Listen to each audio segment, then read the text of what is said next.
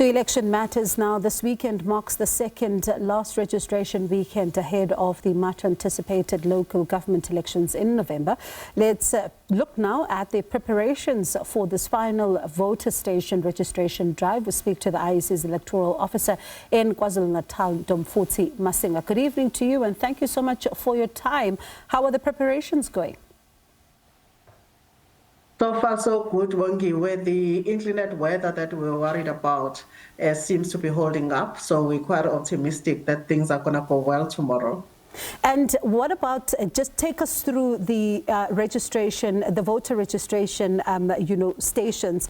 What time are they going to be opening and what can our viewers expect when they get there? All stations all over the country, over 23,000 of them, will be open from 8 to 5 tomorrow. And this is not only for people that are coming in to register for the first time, it's for everyone in South Africa, because we are also not just registering voters, we are also harvesting addresses for voters that have got an incomplete voters roll or an address that doesn't fit the functional requirements of what constitute a functional address. So we are harvesting addresses as well, and we are encouraging voters who may not be aware that their ward boundary may have probably changed after the MDB ward boundary process, that this is an opportunity to go to the voting station and provide an address, because the address that you provide is going to tell you what is your correct ward and what is your correct voting district. And I want us to stay with that because it's quite an important one. Someone will say, but I've lived at the same address since the last election. There's absolutely no need for me to go tomorrow and to actually do check if my boundary has changed. Let's speak about the impact of that if somebody decides not to actually go and do this tomorrow.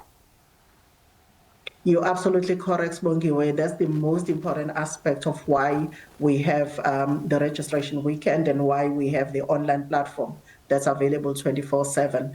People do provide the IEC with a contact number when they register, but usually it's not the latest. People have a tendency of changing numbers.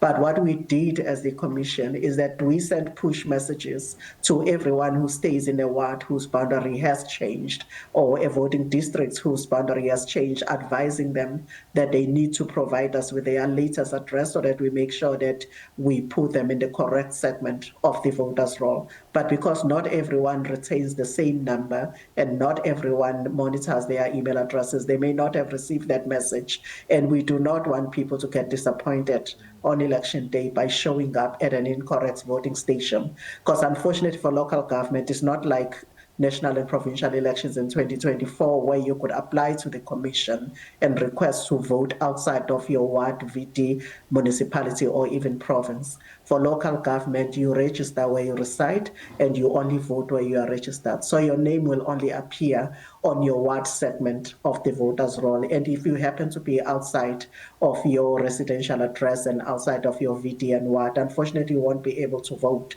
So our message is that every South African needs to confirm where they appear on the voters' roll. They also need to make sure that they appear on the segment of the voters' roll where they reside. If they do not, they need to provide us with an address. Some people have changed houses. They've moved house.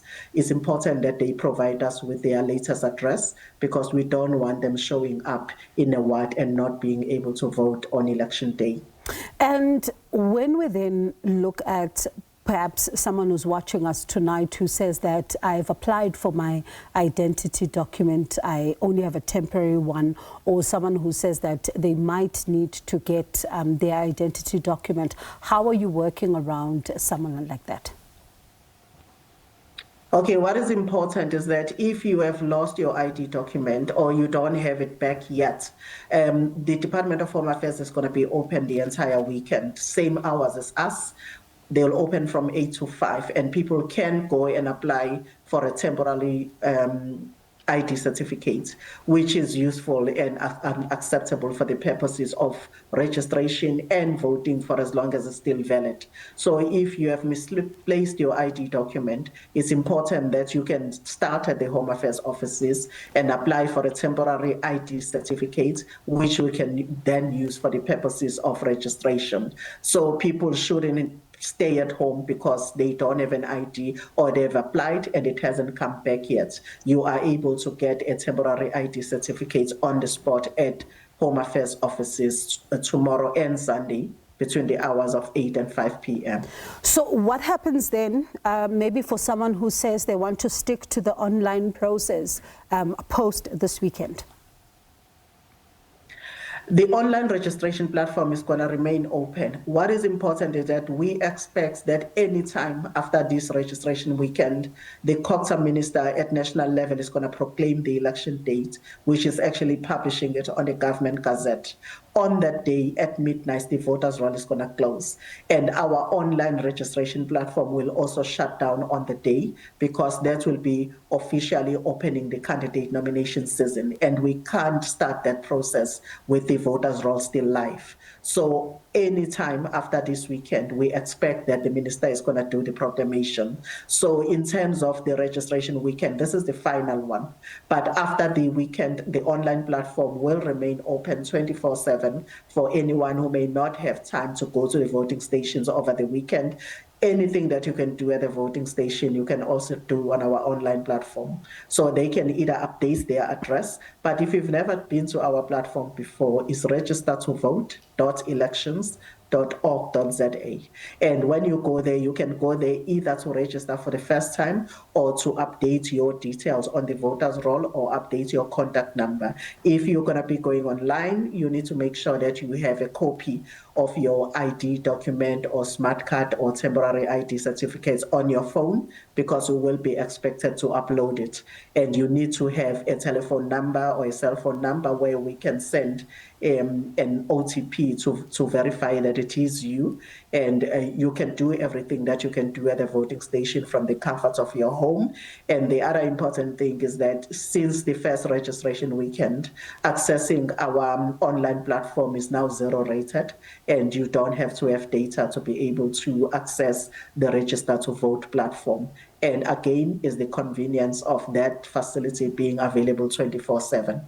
And the young people, because I know in the previous registration drive, we saw them coming out in their numbers as well. So I suppose the big push again now is also to call a lot of them to also still come to the fore. Those who have been, who are not able to maybe make use of the first opportunity, but also have not even used the online platform. Absolutely. We had the young people in mind when we created this platform because we know they are not fans of waiting in queues and they will prefer doing things from the comfort of the phone, and we know they live their lives on their phones. So we were targeting them specifically, but we have observed that pretty much all age groups have taken on the challenge of utilizing and the convenience of using our online platform. So we're still calling on those young people to please get onto the voters roll. It could be that at this stage, you don't even know who you are going to vote for because parties and candidates have not started campaigning. But unless you are on the voters roll, you won't be able, when you change your mind later on and realize that there's somebody that appeals to you and you really want them to be part of your municipality and running your municipality. Unless you are on the voters roll for that municipality, you're not going to be able to have an opportunity to vote. So like I say, we expect that in any day after the registration weekend, the voters roll will shut down and will start the candidate nomination process, which will run until the mid of August. And from there, we start the ballot paper printing processes. So we have to close the voters roll early in August. So we're hoping that the minister is going to proclaim early enough so that we've got at least 2 months before elections to then deliver all the other milestones that are on the election timetable. Appreciate your time as always. Thank you for speaking to us, the IEC's electoral officer in KwaZulu-Natal, Ntombifuthi Masinga.